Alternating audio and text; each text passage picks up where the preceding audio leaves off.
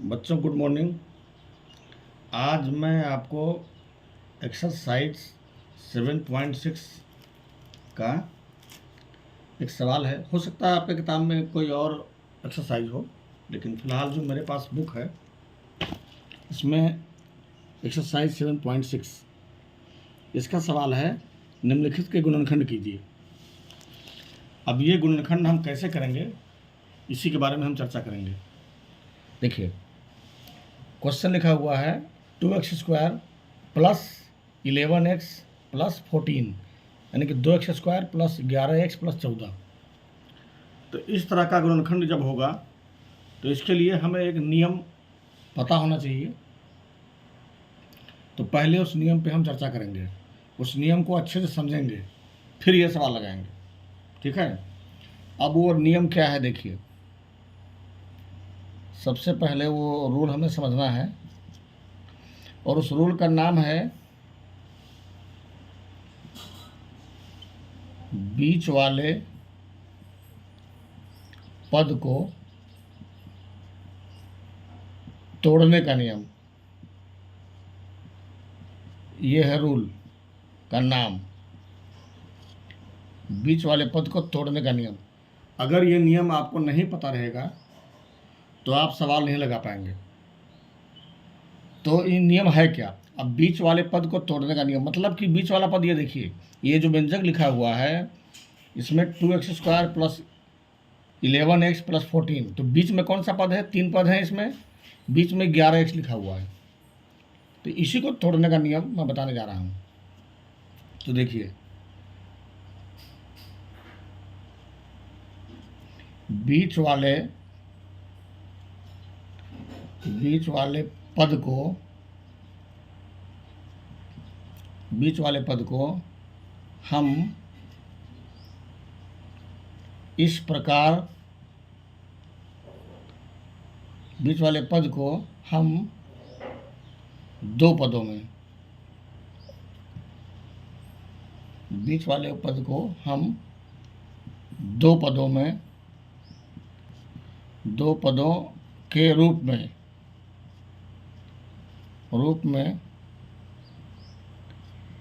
इस प्रकार तोड़ते हैं कि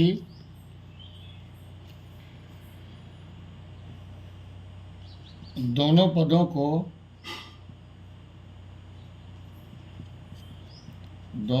को आपस में जोड़ने या घटाने पर बीच वाला पद आ जाए तथा इन्हीं दोनों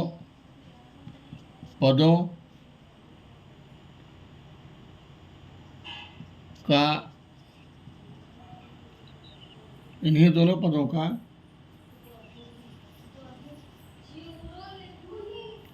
आपस में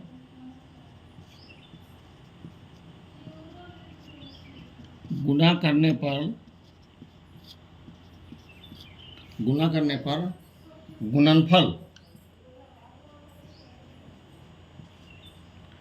पहले और अंतिम पद के गुणनफल के बराबर आ जाए। ये है नियम। बीच वाले पद को हम दो पदों के रूप में इस प्रकार तोड़ते हैं कि दोनों पदों को आपस में जोड़ने या घटाने पर बीच वाला पद आ जाए तथा इन्हीं दोनों पदों का आपस में गुणा करने पर गुणनफल पहले और अंतिम पद के गुणनफल के बराबर आ जाए। ये नियम आप याद कर लेंगे। और कैसे तोड़ना है ये देखिए। तो रूल हो गया, आप प्रैक्टिकल करके देखिए। यहाँ देखिए बीच में क्या लिखा हुआ है 11x। अब हमें 11x को तोड़ना है दो पदों में, ठीक। 11x दो पदों में तोड़ना है इसको। देखिए पहला पद क्या लिखा हुआ है 2x² और अंतिम पद है 14। ये पहला पद है, ये अंतिम पद है, और ये जो 11x है ये बीच वाला पद है। तो इस बीच वाले पद को हमें तोड़ना है। तो 11x को हम दो पदों के रूप में लिखना चाहेंगे। कैसे लिखेंगे? तो देखिए पहला पद यहाँ दिखाओ, पहला पद है 2x² और अंतिम पद है 14। 14 x नहीं है, 14 है। तो 11x को हम लिखते हैं कैसे? 11x को लिखते हैं 7x + 4x।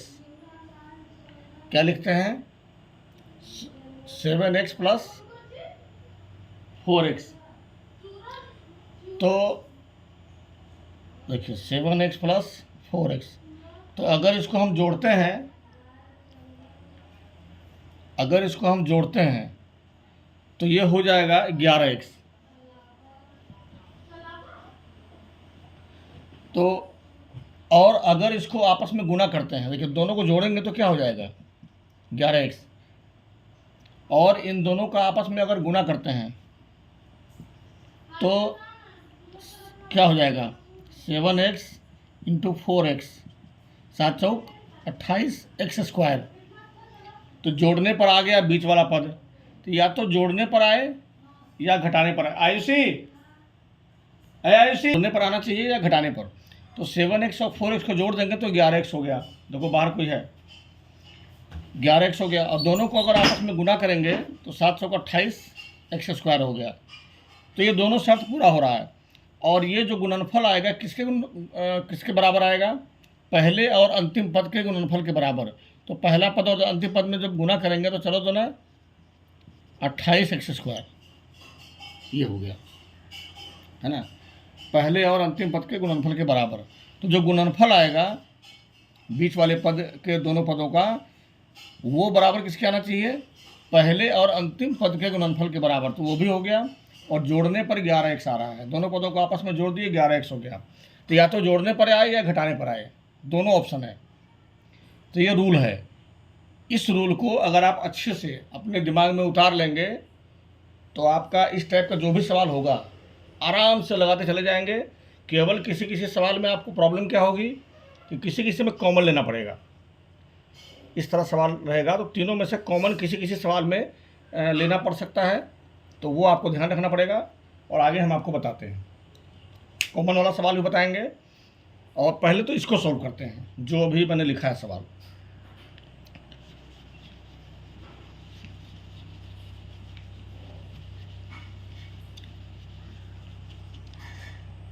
देखिए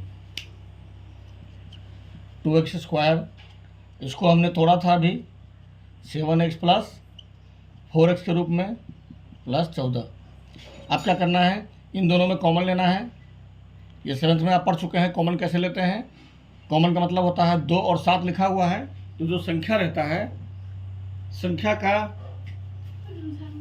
संख्या का निकालते हैं HCF। कॉमन का मतलब HCF। तो 2 और 7 का HCF कितना आएगा? 1 आएगा। इसमें कॉमन नहीं होगा। अब x² और x, ये दो चीज़ है। x² और x, इस दोनों में कॉमन कौन होगा? तो अंग्रेजी के अक्षरों में चर में कॉमन वही होता है जिसका पावर कम होता है। अब यहाँ देखिए x पे पावर 2 है, यहाँ x पे पावर कुछ नहीं है। तो कुछ नहीं है तो क्या रहेगा? 1 रहेगा। तो जिसका पावर कम होगा उसी को कॉमन लेंगे। तो यहाँ पे कॉमन क्या हो जाएगा? x। ठीक। अभी देखिए बीच वाले पद को तोड़ दिए हैं तो ये दो पद ये हो गया, 2 पद ये हो गया। अब इन दोनों में हमने कॉमन लिया है, इन दोनों में, ठीक है। तो इन दोनों में कॉमन क्या हो गया? x। क्या बचा यहाँ? जब x निकल गया इसमें से तो क्या बचा? एक तो 2 बच गया आपका, और यहाँ पे x² है तो यहाँ पे लिखेंगे x। जब इन दोनों में गुना करेंगे x और x में तो ये x² आ जाएगा, प्लस इसमें से x निकल गया, क्या बचा? 7। अब प्लस लिखा हुआ है, प्लस लिख दीजिए। अब इन दोनों में कॉमन क्या होगा? देखिए इसमें x है, इसमें नहीं है, तो x कॉमन नहीं होगा। 4 है और 14 है। अब आपको HCF निकालने आना चाहिए यहाँ पे। तो 4 और 14 का HCF कैसे निकालते हैं? HCF आप सीखे होंगे पहले। 4 तिहाई 12, 2, अब 2 से भाग देंगे 4 में, 2 दूनी 4। कितना HCF आया? 2 आया। तो जो HCF आता है वही कॉमन होता है। तो यहाँ पे कॉमन क्या हो गया? 2। अब यहाँ 4x है, 2 दूनी 4 और x है तो x लिखिए, फिर प्लस है, 2 से भाग देंगे 14 में, 2 सते 14। अब ये जो कॉमन लिया गया है, इससे अगर अंदर वाले दोनों पद में गुना करेंगे तो ये वाला आना चाहिए जो पहले से लिखा हुआ है। अब चेक कर लीजिए, x में 2x से गुना करेंगे 2 एक कम 2, x में x से गुना करेंगे x स्क्वायर, प्लस x में 7 से गुना करेंगे 7x। फिर यहाँ देखिए प्लस लिख दिए। अब इसमें और इसमें गुना करेंगे 2 दूनी 4x, इसमें और इसमें गुना करेंगे तो प्लस हो गया 2 सते 14। ठीक है, तो ये लगाने की ज़रूरत नहीं है, ये तो हमने आपको समझाने के लिए बताया है कि जब 4 पद हो जाएंगे तो 2 इधर 2 उधर, उसमें से कॉमन लिया जाता है। ठीक है, अब देखिए, अब जो 2 बार है 2x प्लस 7, 2x प्लस 7, अब ये क्या हो गया? कॉमन हो गया आपका 2x प्लस 7। 2 बार है, उसको एक बार लिखेंगे। अब ये क्या बचा इधर? x और ये प्लस 2, यही आपका हो गया आंसर। ठीक है, अब देखिए इसी तरह का सवाल एक और लगाने का प्रयास करते हैं। सेम ऐसे ही सवाल देखिए, इसी लेसन का क्वेश्चन नंबर बी है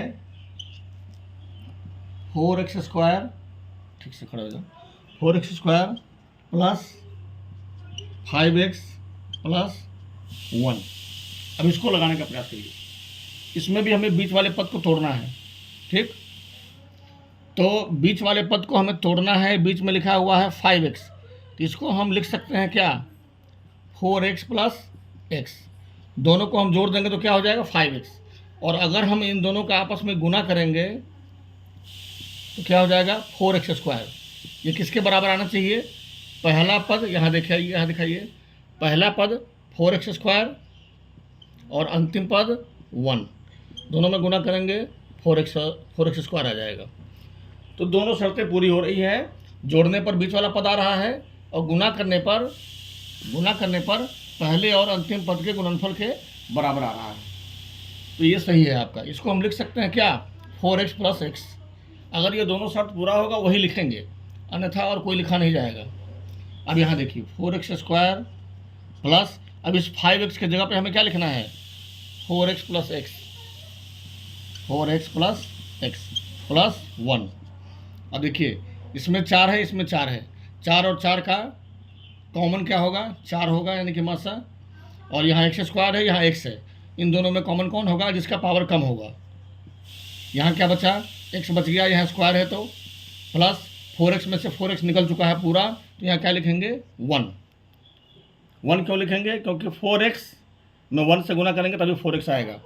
प्लस इसमें देखिए x प्लस 1 है, इसमें कोई कॉमन नहीं है, जब कोई कॉमन नहीं रहेगा तो 1 ले लेंगे, और यहाँ बचा x प्लस 1।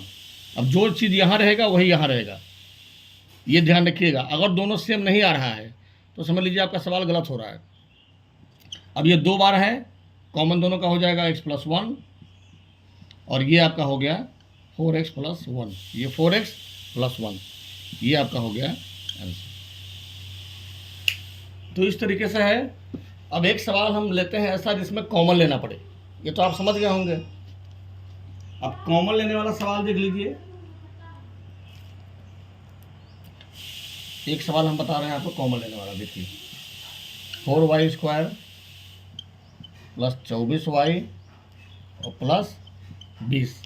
अब देखिए इसमें कॉमन लेना पड़ेगा। क्या आपको पता है कॉमन लेने वाला? आदर्श नहीं पता है। देखिए अब इसमें पहले ही कॉमन लेना पड़ेगा। कैसे?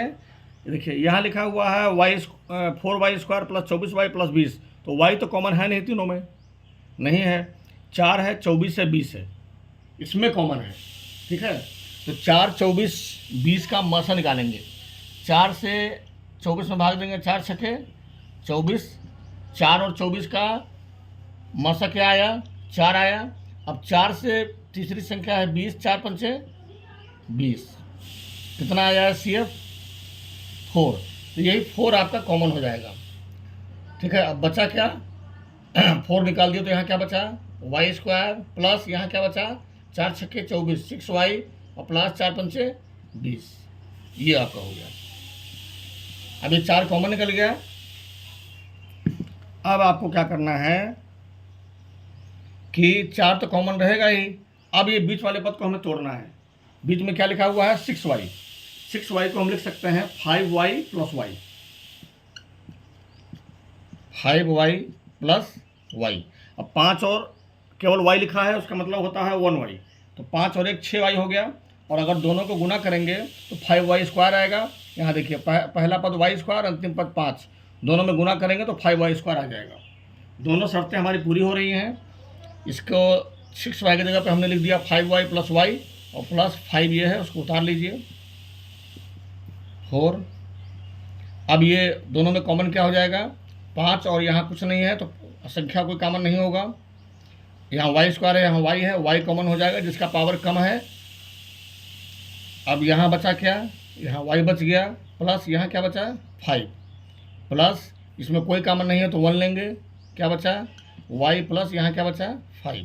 ठीक है, अब देखिए दोनों में गुना करेंगे बाहर वाले पद से अंतिम वाले पद में, अंदर वाले पद में, तो ये आपका ये आना चाहिए। अब देखिए 1 से गुना करेंगे y में y आ जाएगा, 1 से गुना करेंगे 5 में 5 आ जाएगा। यहाँ देखिए y में y से गुना करेंगे y² प्लस y में 5 से गुना करेंगे 5y। अब देखिए 4 कॉमन है, वैसे ही रहेगा, y प्लस 5 2 बार है तो इसको लिखेंगे 1 बार, और y प्लस 1, ये y प्लस 1।